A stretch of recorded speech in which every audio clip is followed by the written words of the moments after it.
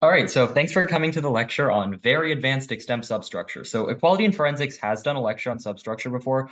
It was hosted by Waleed Hayder, but this one's going to go a lot more in depth. Like some of this stuff is not really found anywhere else on the internet. Like this is basically a year's worth of substructure knowledge from various different coaches. A lot of it's also stuff that I figured out on my own, stuff that I learned from judges at MBA and so on. So let's begin. First, a little bit about me. I'm Robert Zhang, as you probably know.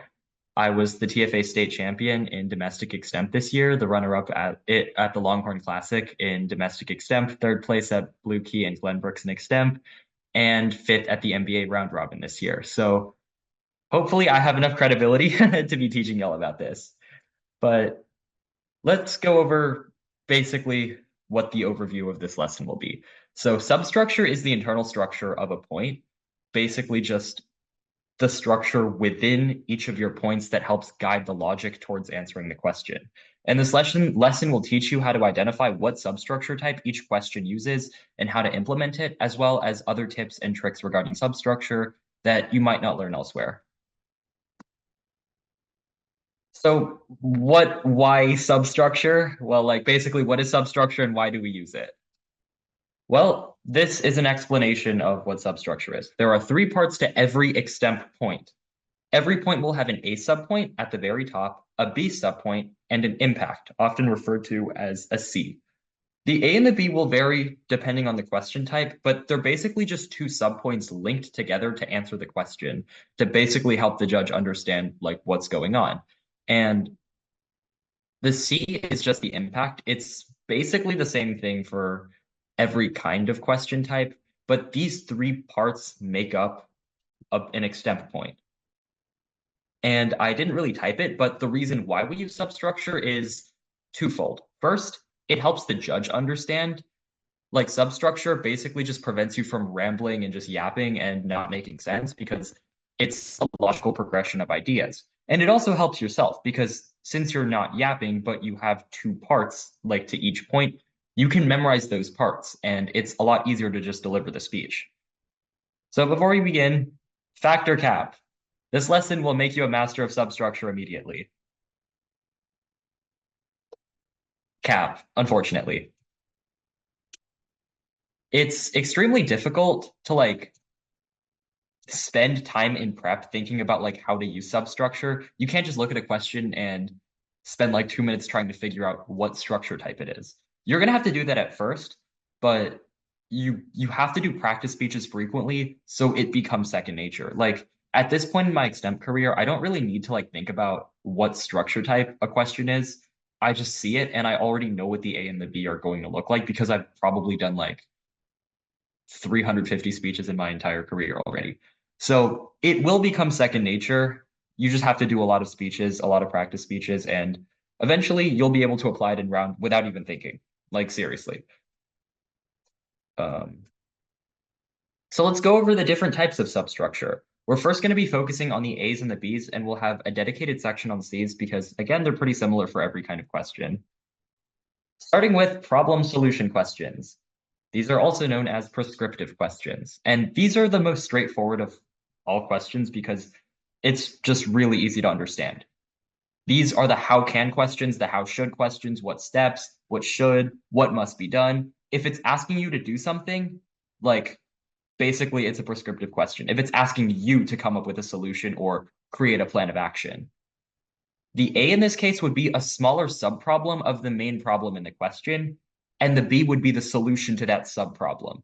So when you see like a problem solution question, you basically have to break it down into like three different subproblems or kind of just like split the problem into three different parts. For example, what strategies should Hong Kong employ to address the city's affordability crisis? The subproblems for this could be like cracking down on like price gouging for utilities because price gouging for utilities would be like a subproblem or like constructing additional subsidized housing for middle income individuals. That would be another subproblem because there's like not enough middle or like housing for middle income individuals, for example. So every problem must be broken down into like subproblems. And also, just a quick side note, like this isn't an extemp theory lecture, but I have to emphasize this. Delulu is not the solulu. Your solutions have to be feasible. This doesn't mean like if the question's like what can Congress do? Like the answer is they're going to do nothing because like Republicans control like the House and Democrats control the Senate. But like what could they do?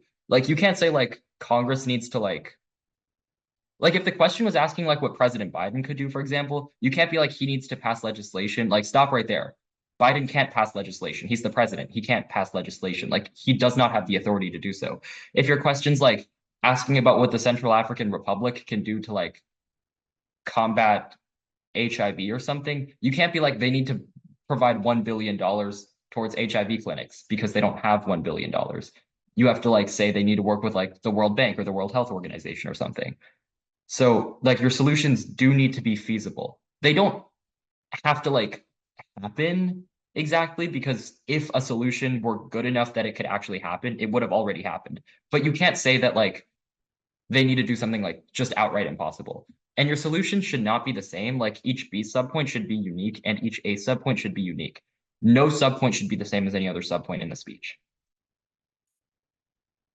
And I don't really think videos work when screen sharing, but this PowerPoint will be linked in the description of the YouTube recording, which will be uploaded in a few days. So you can watch this speech. It's a great example of a problem solution speech. It has great detailed problems, detailed solutions. It sets up the problem very well in the intro. So I strongly recommend watching this like after this video has been published. And I can also give you a link to this PowerPoint directly if you'd like to look at it later, but yeah. Oh, whoops. The next kind of question is status quo change questions.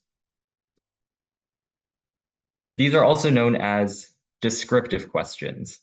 And I do want to give a brief shout out to Bradley Washer.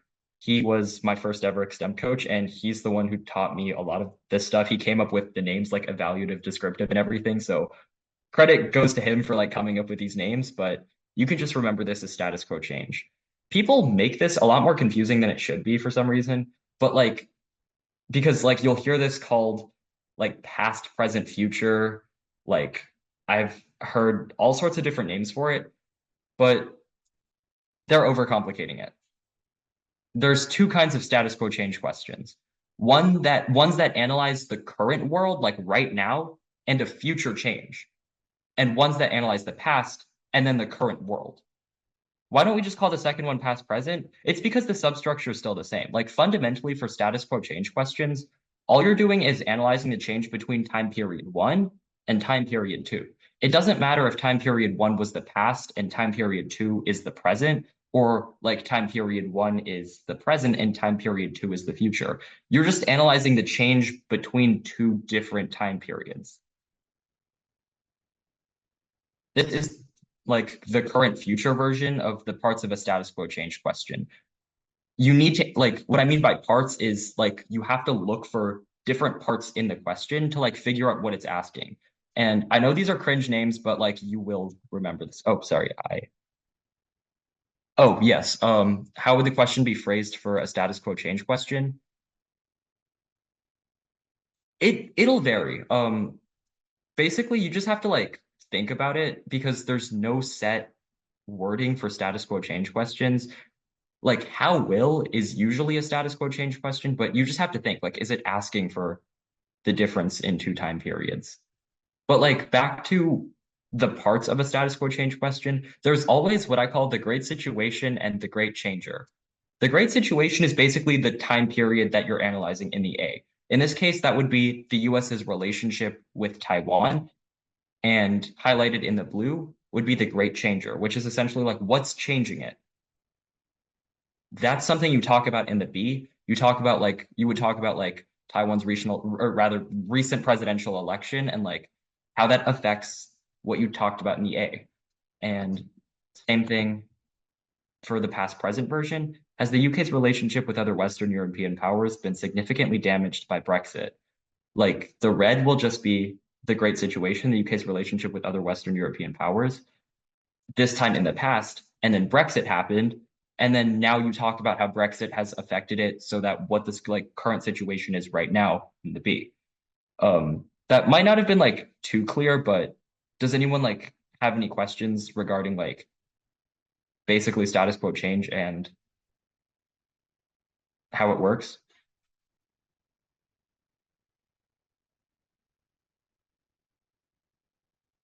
And like feel free to just like unmute and talk if you have a question.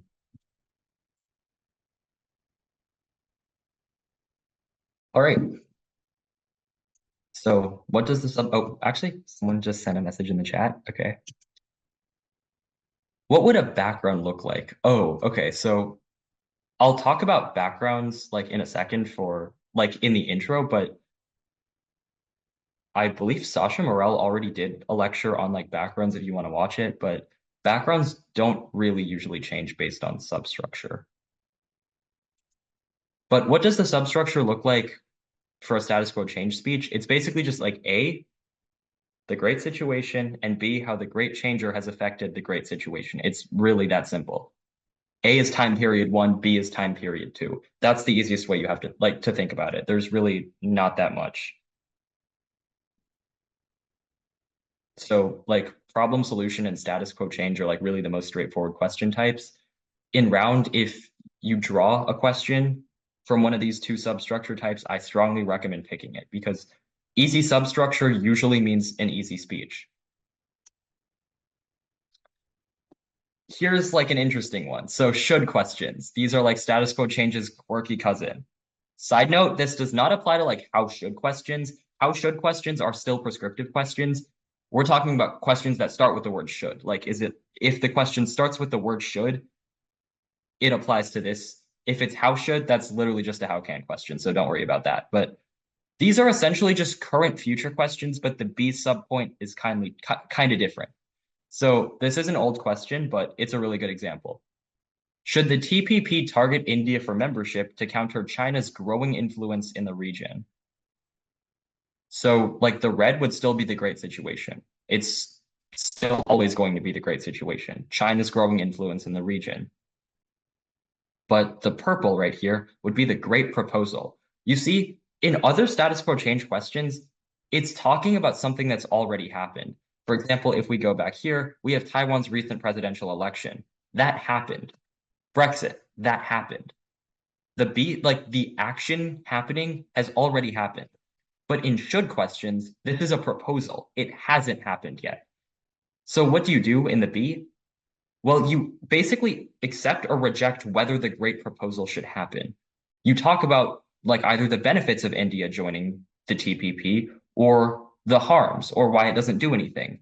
You talk about whether it should happen or not instead of whether like what it did. You talk about what it would do essentially and why that's good or bad.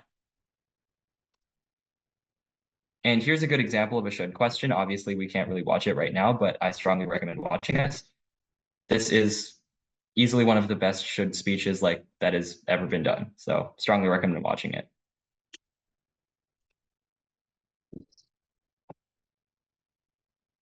Next, expectation verification or violation questions. This is a mouthful. It's also really confusing, and you might not have heard of this substructure type like outside of basically anywhere. But once you learn how to do this, you will like basically never be confused when prepping a speech again, because I know like it's very easy to get confused when you like get a question and you're like, what do I even do with the A? You probably drew an expectation verification question, but didn't know how to do expectation verification structure. This is the most complicated, but don't be scared because I'll hopefully make it make sense. These questions just ask you to evaluate whether something is possible or not. The expectation is basically just what's needed for it to be possible, and the verification or the violation is whether that is indeed possible or not. So there are multiple types of these kinds of questions. They're called evaluative questions. There are different types of evaluatives. You can't figure it out alone just by looking at the wording of the question. You have to figure out what the question is doing. Like, don't think about the wording for a second, just think about the question itself. you're going to need to like figure out what it's asking you to do in order to know what kind of substructure to use. This is a type 1 EVV question. This is really, really easy. These kinds of questions, for example, is the Belt and Road Initiative a boon or bane for Pakistan's long-term economic prospects? And is the federal government neglecting a life expectancy crisis in the United States? So it's basically just problem, can it be solved or not? The A is a problem or task that must be resolved or accomplished. And the B is whether or not that can be done. So for example, if we look at the Belt and Road Initiative, oh, actually, I pasted this on the wrong slide. My bad. I finished making the slide today, so that would be my bad. Ignore this. Ignore the Belt and Road one, but look at the life expectancy crisis one. Basically, let me just remove this real quick.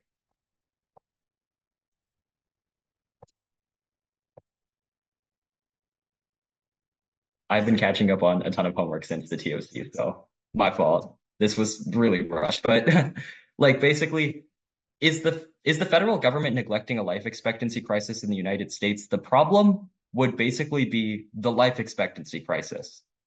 And then the B would basically be whether the United States, like federal government, is doing enough to address it.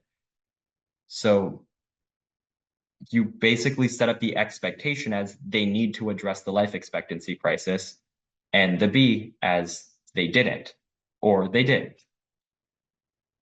Type 2, like, are you winning? Basically, it's a goal and whether that goal was met or not. It's not too different from type A questions, but like instead of outlining a problem in the A, you outline a goal. For example, the question, do Nayib Bukele's criminal justice reforms offer a model for other Latin American states to follow? The A would be why like Bukele's criminal justice reforms have succeeded in El Salvador. And then the B would be whether other countries can also make that succeed. So like I actually prepped this speech recently. My A was like for one of my points on, I believe, like easy to target financial links was that Bukele could easily stop criminal like organizations in El Salvador because they earn money primarily through extortion. So they could like he could easily sever their financial links. But other gangs in like Colombia and Mexico earned their like money primarily through transnational drug trafficking, which was something that was much harder to stop, would be a lot easier to regroup from like a major raid or something. So essentially they could not meet that goal. The A was the goal that they needed to meet, that being Bukele's success, and the B was why they could not meet that goal. And the question, is Russia a rogue state, would also be a great example of like goal or metric, and then whether that metric was met or not. The metric for this would be like, what is a rogue state? Like, for example, rogue states could have weapons of mass destruction. You would outline that in the A and talk about how certain countries who have been listed as rogue states in the past had weapons of mass destruction, like Iraq or Iran. And the B would basically be like, Russia is harboring weapons of mass destruction, thus they are a rogue state. They met that metric outlined in the A. So for a brief recap, problem, can it be solved, is a type 1 question. And goal, did we meet that goal, was a type 2, is a type 2 question.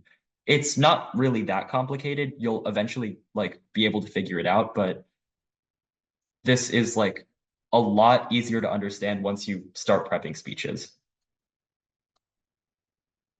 And the kind of question that shows up in my nightmares and haunts me and is my sleep paralysis demon. Comparative questions.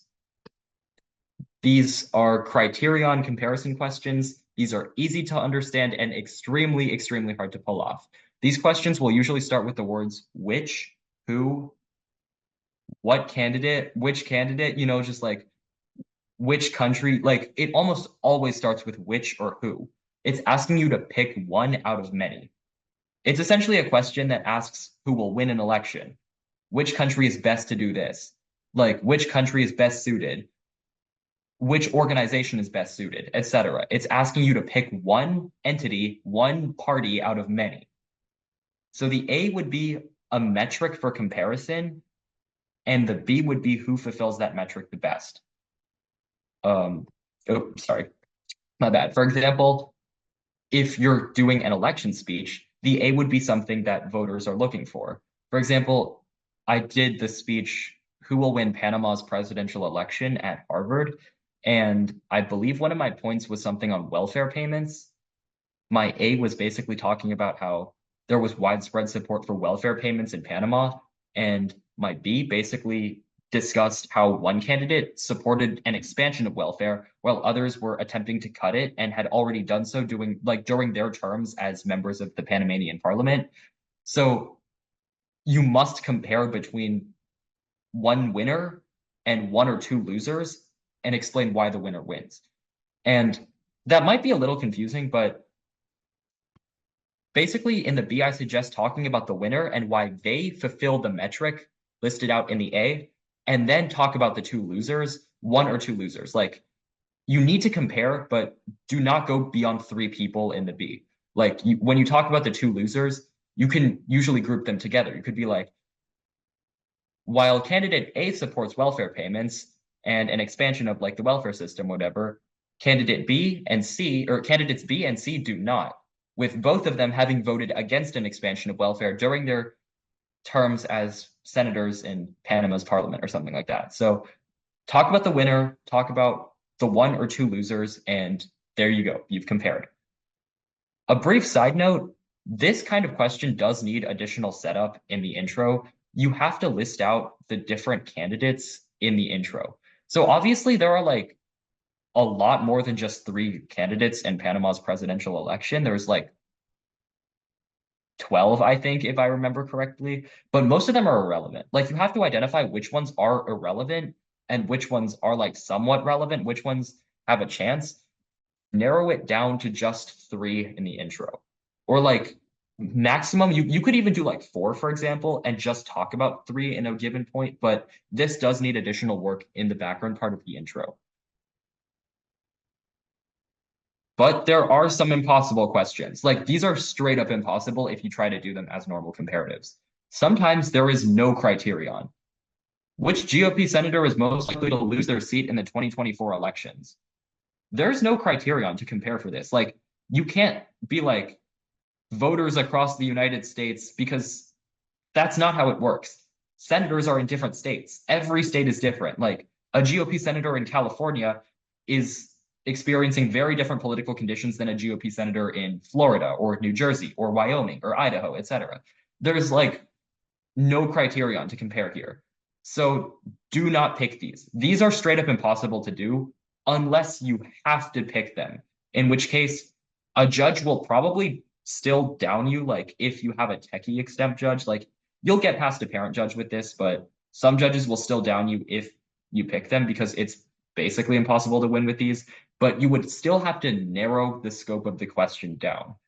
So what I did was, when I actually prepped the speech, because I had no choice, the other 2 questions were like even worse, I answered Florida Senator Rick Scott would lose to Democrat Debbie Mucarsel-Powell. If I probably butchered that name, if anyone's from Florida, please correct me. But like, basically, I narrowed down the A to just focusing on Florida alone, what Florida voters are looking for. And then my B basically talked about why Mucarsel-Powell wins while Rick Scott loses.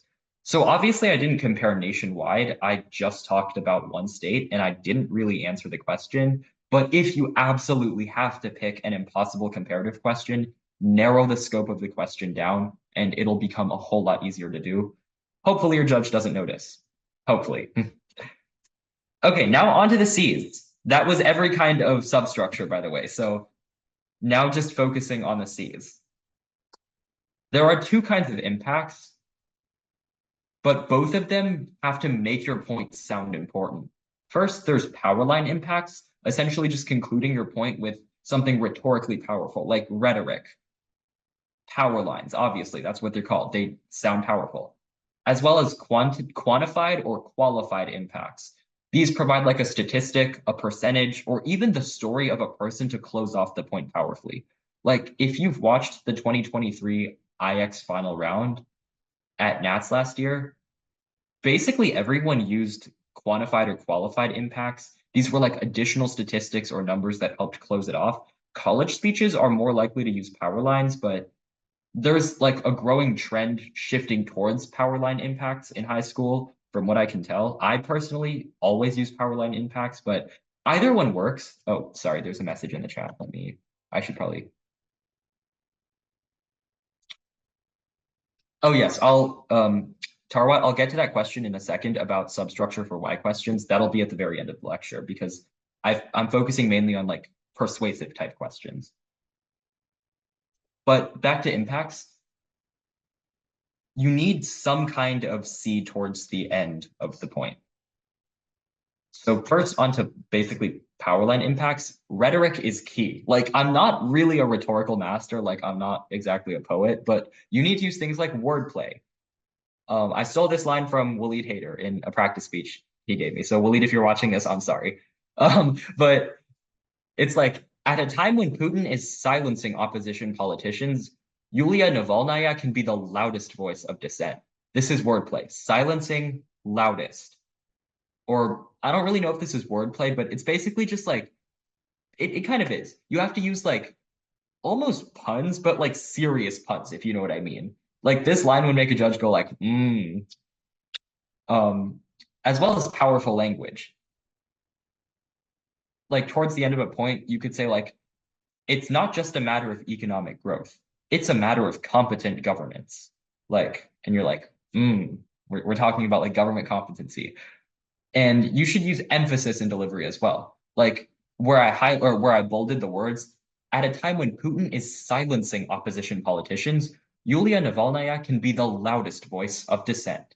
Like you have to emphasize like silencing and loudest. You have to emphasize the contrasting parts of your power line. And you can also use funny power lines. I really don't recommend doing this, but once I was talking about natural gas in a speech, and I ended my point with, and honestly, that's kind of gas. Like it was so stupid, but if you're in a pinch, you can do something like that. Now, quantified and qualified impacts. These aren't exactly necessary. Remember, you should answer the question in the B subpoint with all like necessary statistics. They should be answered in the B subpoint. So these are additional statistics that further drive your point home. However, these are still really valuable. You can use these to provide an additional number or the story of someone who was personally impacted. For example, a number would be like, this was taken from McKinley Pulsick's 2023 IX final round speech.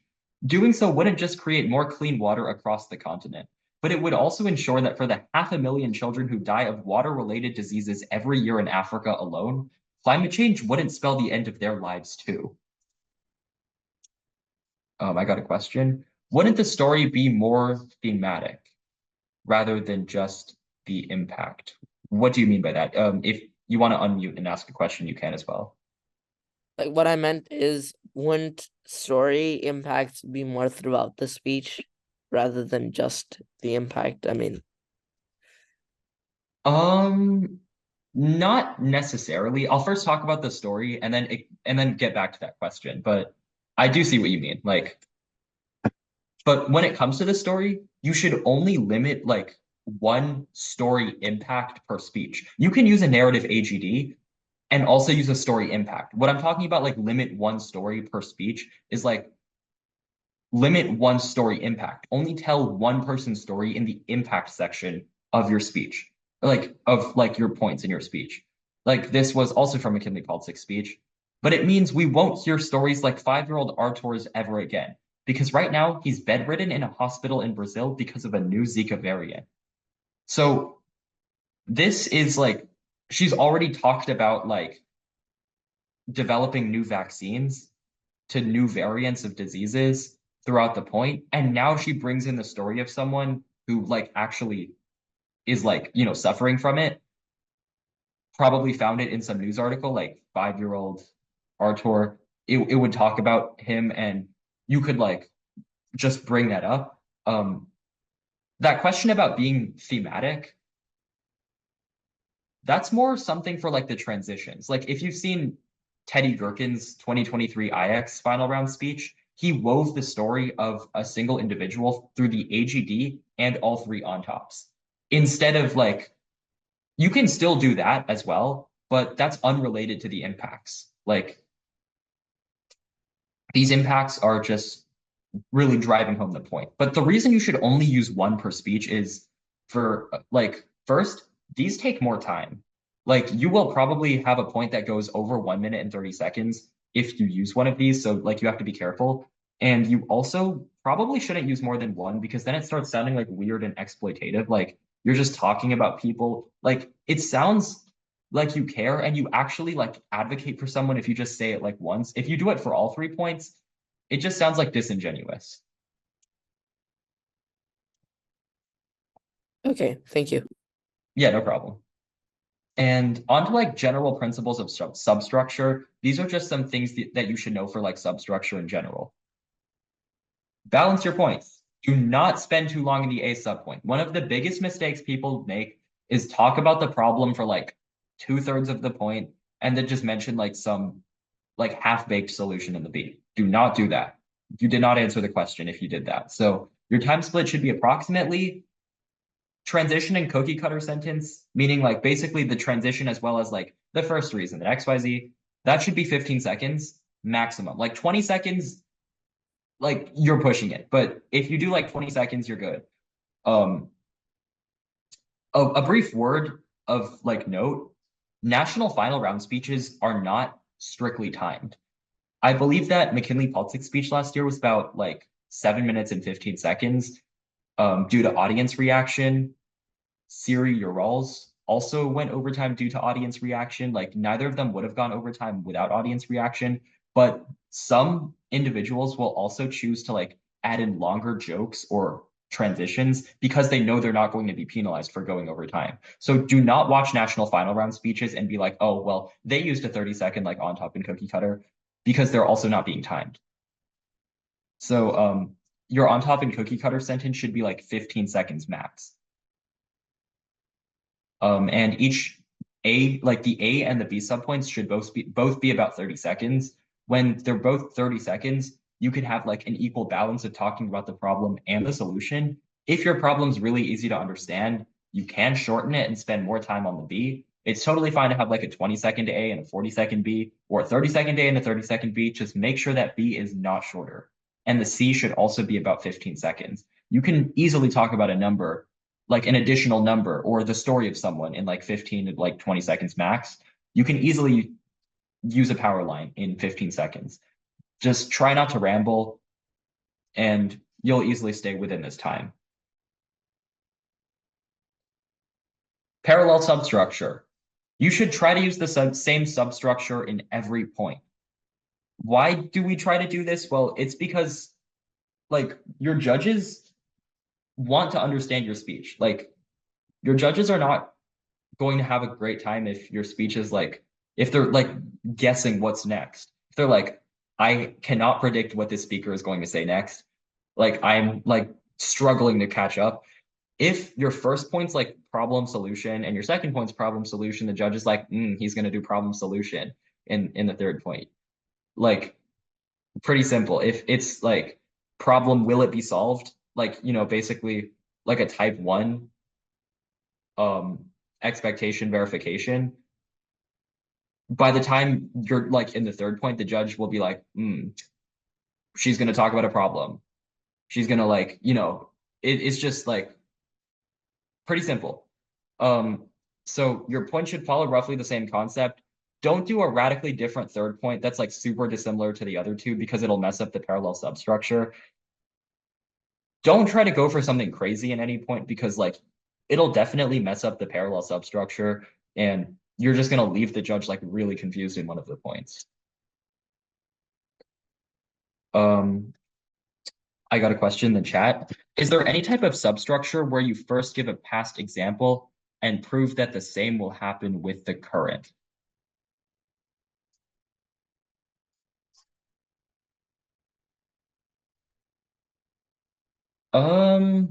What kind of question are you referring to in this case? Like, I guess like a predictive question.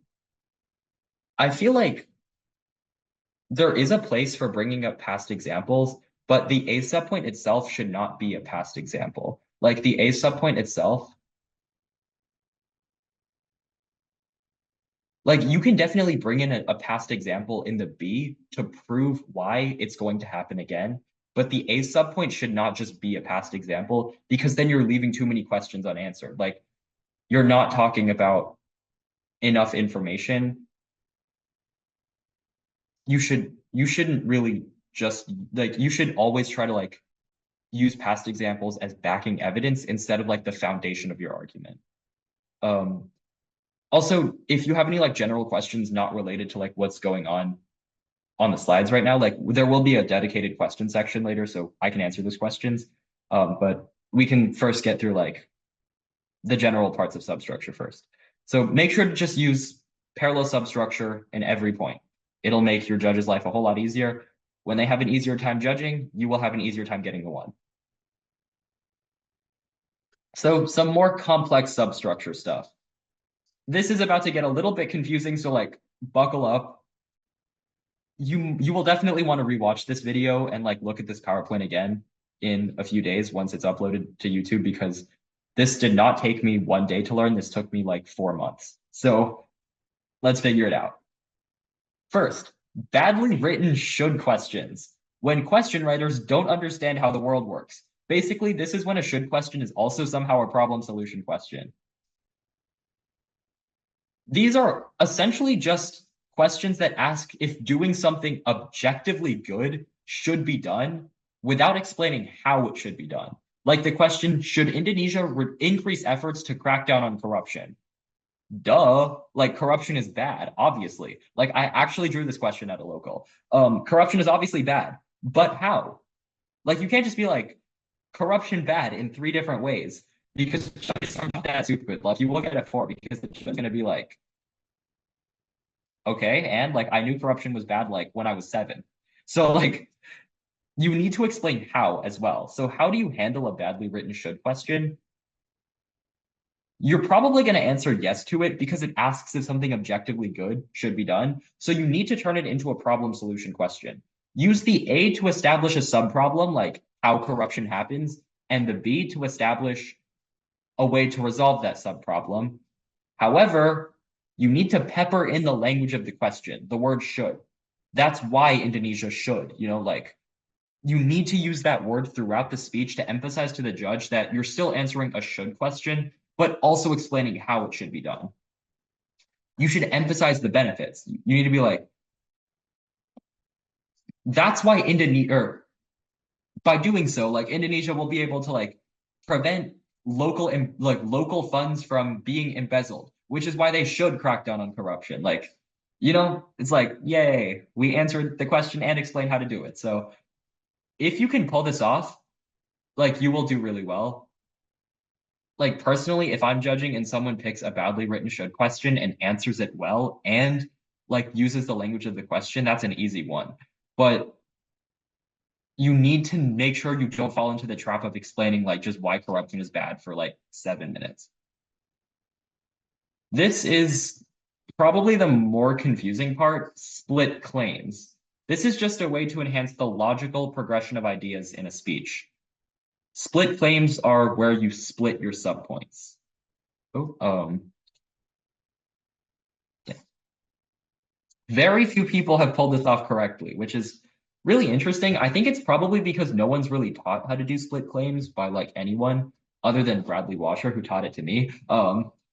He's literally like the master of substructure. He is like a black belt in substructure. So hopefully I can bring this information to the masses. But like this is really helpful because what it does is it splits a subpoint into an A1 and an A2, as well as a B1 and a B2. The easiest way to think of these subpoints is that there's supposed to be a cause and an effect to everything. There's always going to be like a cause in the A, and then like an effect in the A, and then a cause in the B, and then an effect in the B. Generally, like you should put the cause before the effect. Some people like to put the effect before the cause. If it sounds nice, you can do it. I just think it's easier to put the cause before the effect because like I don't know, that's kind of how the human brain works. But like, let's look at an example of this. This is again from McKinley Politics 2023 IX National Final Round Speech. And Kabir, I did see your question. He said, isn't the A greater cause problem to the solution, though, with the solution being B? Yes, I'll explain what I mean by cause and effect right now. So this was her third point. The third and final way that the international community can prepare for the spread of brand new infectious diseases due to climate change is by funding critically needed new vaccine research. This is her effect and this is her cause. So basically, like what she says is the Council on Foreign Relations explains in a separate article, this time written on May 11th of 2023, that the Zika virus, because of climate change, is now causing brand new infections across countries like Brazil. About 35,000 new variants of the disease every single year. That is the effect and the cause. And the reason for this isn't because there's more mosquitoes, but just that they're in a different place. The conversation explains this on May 12th of 2023, telling us that rising temperatures in the south of South America have caused mosquitoes to migrate to northern Brazil. And when that happens, the new variants spread too. But there are no vaccines currently in development to combat this new strain of the virus. And then her B subpoint. This is her cause. Fortunately, though, Yale Medical School has a solution, reporting just 2 days ago about 3 brand new vaccines currently in development. They just need funds from the World Health Organization to complete that development. Her effect? When that happens, not only will there be an international fund for combating the rise of climate change-related diseases easily treatable by vaccines, but it means that we won't hear stories like 5-year-old Artur's ever again, because right now he's bedridden in a hospital in Brazil because of a new Zika variant. So what I mean by cause and effect is you're not just saying there are 35,000 new variants of the Zika virus every single year. You're telling me why that's happening. You're telling me mosquitoes have migrated to northern Brazil. That's why there's 35,000 new variants of the disease. And then the cause and effect, you're not just saying fund vaccines. You're also telling me why that matters, what the effect of funding vaccines would be. There will be an international fund for combating the rise of climate change-related diseases easily treatable by vaccines. Does that make sense? Like, what I mean by cause and effect is you're not just explaining why things happen. You're not just telling me why things happen. You're explaining why things happen. You're talking about like, there are new variants because of mosquitoes. You could also structure this to be like, there are mosquitoes migrating to northern Brazil. That's causing new variants of the Zika virus. Develop new vaccines. There will be an international fund for combating the spread of new easily treatable diseases like the Zika virus. So you're not really like, you don't really need to think about this in any super complex way. All it is just 4 parts of a speech. 2 of them are the causes, 2 of them are the effects. And the causes will always just be the why, and the effects will just be like, you know, stuff you're already doing in the speech. You're just embellishing it with additional information that really convinces the judge, 1, you know what you're talking about, and 2, it strengthens your argument. Because if you know why something is happening, you can easily address that problem. Like, it makes it easier for you to come up with a B as well. So if you understand that like mosquitoes are causing like new variants of the disease, maybe you can like, you're like, oh, okay, well, maybe we need to come up with new vaccines to like address those new variants. And then we've solved it. Like all this is just telling the judge why something is happening so they have a reason to believe you. Does anyone have questions about split claims? Like feel free to just like unmute.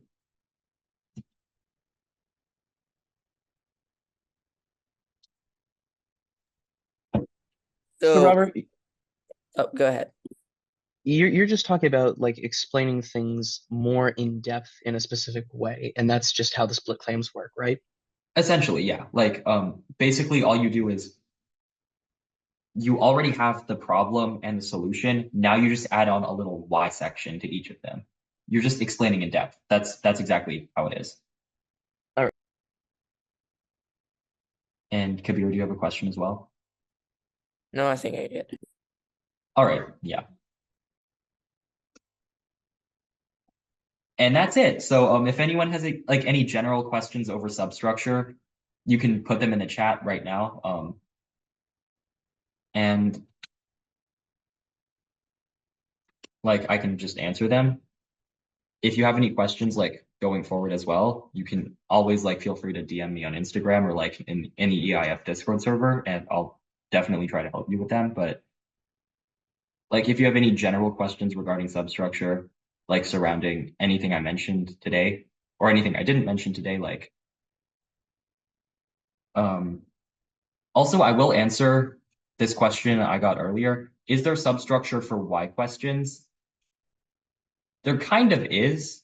So what like he meant by this question, is there substructure for why questions, is there are some questions that are like, why is like, for example, like why do kidnappings continue to plague Nigeria?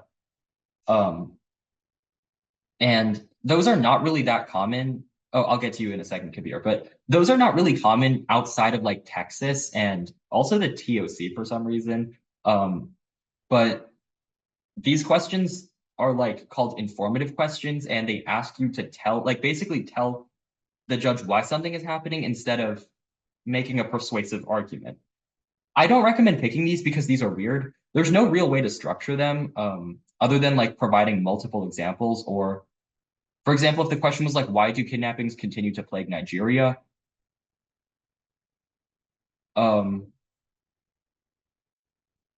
You could structure it as like a type 1 expectation verification question where you would have like the problem of like a sub-problem contributing to kidnappings, and then the B being like why the Nigerian government hasn't solved it. You could kind of like structure it like that, but I generally just don't recommend picking them. If you're doing like, for example, informative extemp at UIL, feel free to like DM me and we can like come up with a complex strategy for that. But my advice is just don't pick them. And Kabir, I'll let you ask a question first, and then I'll get to you in a second, Tanmay. So for the why question, wouldn't it be kind of like past, present, future, or past, present impact almost? That's also another way to structure it. Like you could talk about like why kidnappings were happening, why they're still happening, and then do some like fancy impacting. The structure is a lot looser for informative questions because you're not like making a persuasive argument, but like really just explaining why something is happening. But you can definitely do that as well. And for Tanmay, how would you do expectation verification in the A subpoint to just, to sound topical and not just theory? Okay, this is a great question. This is like a really, really good question. So the Russia rogue state question, like, is Russia a rogue state, is unfortunately only a theory question. Like, there's no other way to avoid it, because it's asking whether like Russia fits the internationally recognized definition of a rogue state, which this question's like literally asking like, does Russia fit this definition? However, if the question was something like, let's go all the way back to that question actually. Like, for example, do Nayib Bukele's criminal justice reforms offer a model for other Latin American states to follow?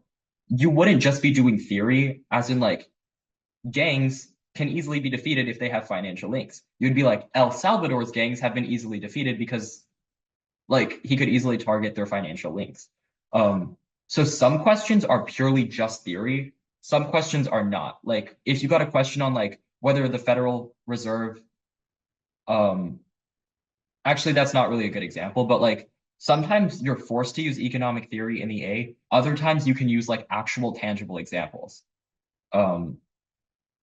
And arguably, the Russia rogue state question would also involve tangible examples, because you could be like, Iraq was declared a rogue state after it was accused of possessing weapons of mass destruction, even though that never happened. But like, still, you get the idea.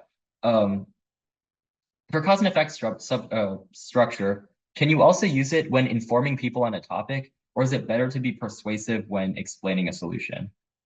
Can I ask, are you like referring to informative questions or like persuasive questions?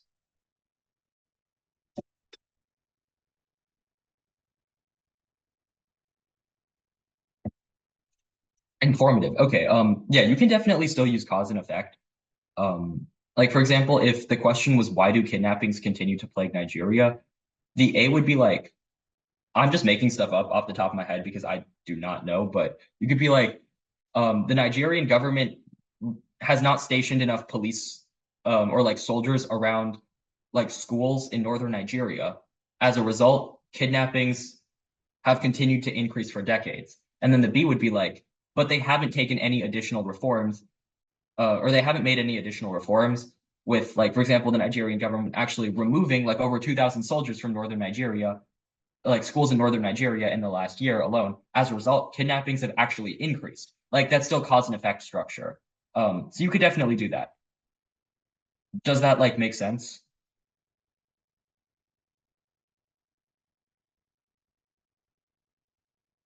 All right, sounds good. Yeah. And also, everything I just said there was nonsense. I do not know anything about kidnappings in Nigeria, so don't listen to what I just said, but that's an example of how you could use it for like an informative question.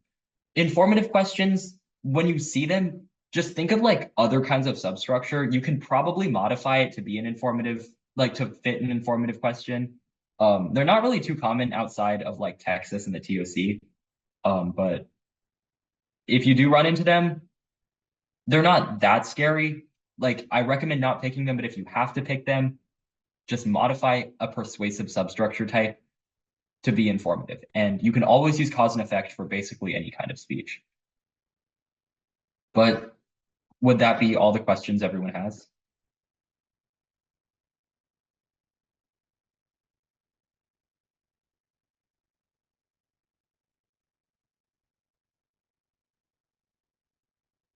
All right, sounds good. This is the end slide. So thank you for coming to the lecture. I really, really appreciate y'all like showing up. I'm glad that I could share some of this information. I love talking about substructure. It's like my favorite part of Extemp. So if you like want to join the Discord server, look at the website, you know, follow us on Instagram. If you want to contact me, I'm at extemp_drawbert on Instagram. You probably know me from there already, but if you want to contact me, feel free to DM me. Feel free to like ping me in the Discord server, and we can chat about substructure. And like, thank you for pulling up. Have a great day, y'all.